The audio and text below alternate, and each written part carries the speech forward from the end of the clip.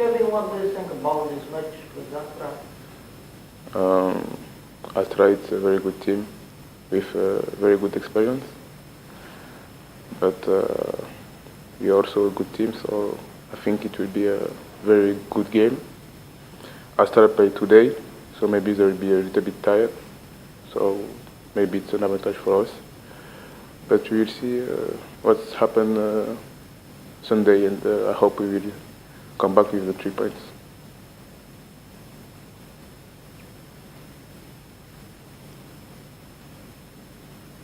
It's a difficult game in this night with Gent in Belgium. Yeah, Gent is a very good team. It's a technical team with good players, and it will be a good game tonight for Astra. But it's not important for us. The most important for us is the game from Sunday.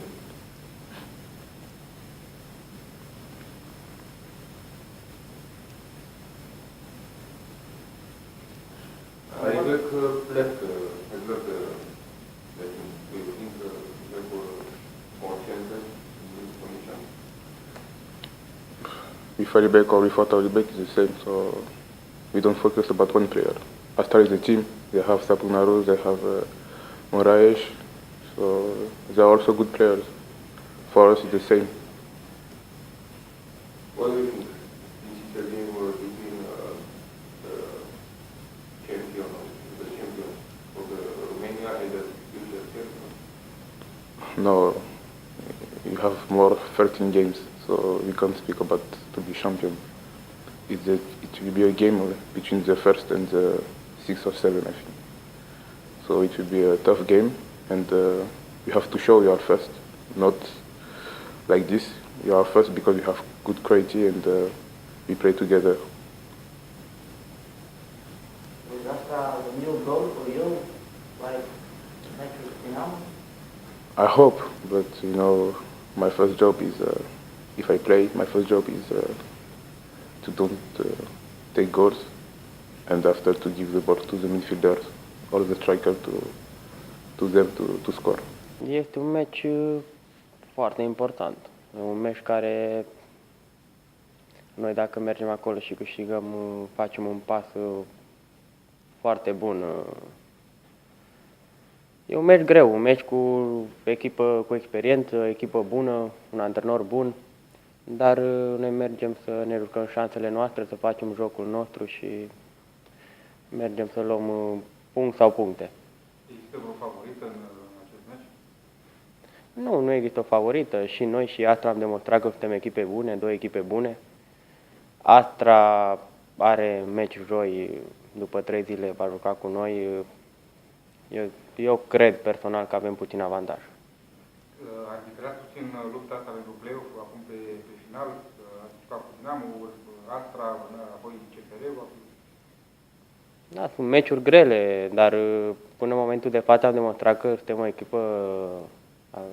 echipă bună, o echipă care la orice adversar li se pare greu să joace contra noastră.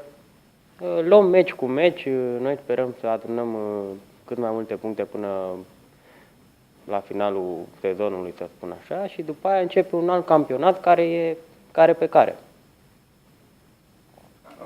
Ținând cont de faptul că sunteți deja calificați în play-off, pe când celelalte încă nu se apără.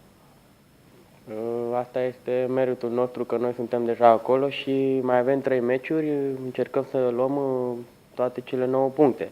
Că vor fi 7, că vor fi 6, depinde numai de noi. Noi ne facem meciurile noastre. Poate să Astra în play-off, având în vedere că aveți meci direct acum, puteți să hotărâți un pic care echipă merge sau nu merge. Sincer, noi nu ne gândim la lucrul ăsta, care intră, care nu intră. Noi ne facem meciul nostru și să se bată ele între ele, care nu avem nicio preferință, că e Astra, că e Gaz Metan. Noi nu avem. Noi suntem acolo sus, suntem pe locul întâi, să se uite ele la noi, nu noi la ele. Crezi că plecarea lui Denis Alibek va cântări meciul ăsta? Eu cred, personal, cred că Denis a ajutat foarte mult Astra. Cred că a fost un jucător care i-a ajutat foarte mult și în multe meciuri el a decis soarta jocului. Dar Astra rămâne o echipă bună cu jucători precum Budescu, Lovin, multă experiență la mijlocul terenului, o echipă care joacă de mulți ani împreună. Este o echipă bună care nu ne va fi ușor duminică. Seara sunteți cu ochii pe ei, nu știu, cu belgenii? Da, o să urmărim să vedem cum joacă, ce stil joacă, ce modificări a mai făcut la echipă. Îi urmărim pentru noi ca să vedem duminică să ne fie cât mai ușor ca să putem să adunăm puncte. Gigi Becali spunea că nu se teme de parcursul vostru, tot din temul pe primul loc. Cum? Nu am înțeles. Zic că Gigi Becali spunea că nu se teme de parcursul vostru, că Nu. tot ei vor termina pe primul loc la final. Asta crede dânsul, este o luptă cu noi, dar noi ne vedem de jocul nostru, de echipa noastră, nu ne uităm la alții, am mai spus-o. Asta e părerea dânsului, o respectăm. Vă așteptați să aveți startul ăsta lansat de 2017, practic, dintre echipele frontașe, voi aveți maximum de puncte și jocul rezultatelor va avantaja din timp. Steaua 2 egaluri, ați văzut pe Dinamo, care era acolo. Da. Gazul nu a confirmat, mă rog, a pierdut un meci, vă așteptați să aveți asta. Sincer, nu mă așteptam ca și Steaua să facă aceste două egaluri. În plus, mă așteptam ca noi să câștigăm aceste meciuri pentru că am făcut o pregătire foarte, foarte bună. Ne-am antrenat enorm de mult, câte 2 antrenamente și asta se vede pe teren. Este plusul nostru că Steaua s-a încurcat, alte echipe s-au încurcat și noi am câștigat, este în favoarea noastră, ceea ce ne mulțumește. S-a făcut de experiența play-off-ului trecut și colegii tăi și Isper a spus că nu veți mai repeta greșelile sezonul trecut. Care crezi tu că au fost alea și ce credeți că ați făcut în plus față de acum? Nu știu, chiar nu știu ce să zic. Anul trecut, din păcate, am început foarte prost. Au fost acele 7 înfrângeri fără victorie. Anul ăsta, deocamdată am început bine, sperăm să mergem pe aceeași linie și să nu repetăm greșeala de anul trecut. Lucrul pozitiv este că din greșeli înveți. Ceea ce noi cred că am făcut acum, am învățat anul trecut, ne-am motivat oarecum mai mult anul acesta, ne-am antrenat mai bine, poate. Sunt lucruri care aduc victorii. Cred că a influențat și faptul că ați pentru că în play-off în sezonul trecut v-ați văzut deja câștigători și anul ăsta ați lăsat o mai mare cu elanul și luați totul pas cu pas. Nu știu, chiar nu știu. Important este că noi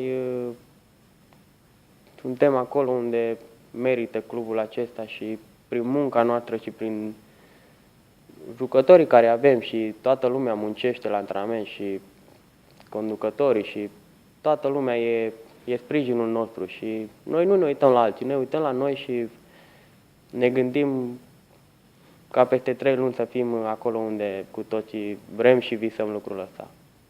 Ar fi o surpriză imensă să câștige viitorul titlul? Eu zic că da, nu? E ceva extraordinar pentru noi, mai ales că suntem mulți tineri la echipă. O echipă ce s-a înființat în 2009, care a ajuns să câștige titlul în 2017. Cred că este o performanță să te bați cu Steaua, cu Dinamo, echipe care au un nume în spatele lor și nu e ușor. Dar prin muncă și prin talentul care este la acest club, cred că s-au realizat foarte multe lucruri. După ce Mediașul și-a recuperat punctele la atac, șansele lui Dinamo par și mai mici pentru play-off. Ar fi un avantaj pentru voi dacă n-ar ajunge acolo? Sau un dezavantaj, ținând cont că i-ați cam bătut în ultimul an? Nu știu. Personal ar dori să intre Dinamo în play-off. Nu știu. E opinia mea personală, ar dori pe ei.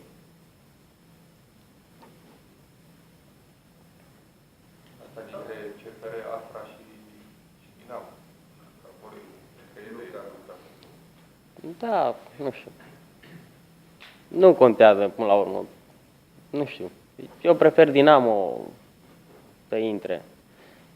Nu știu, nu vreau să comentez mai multe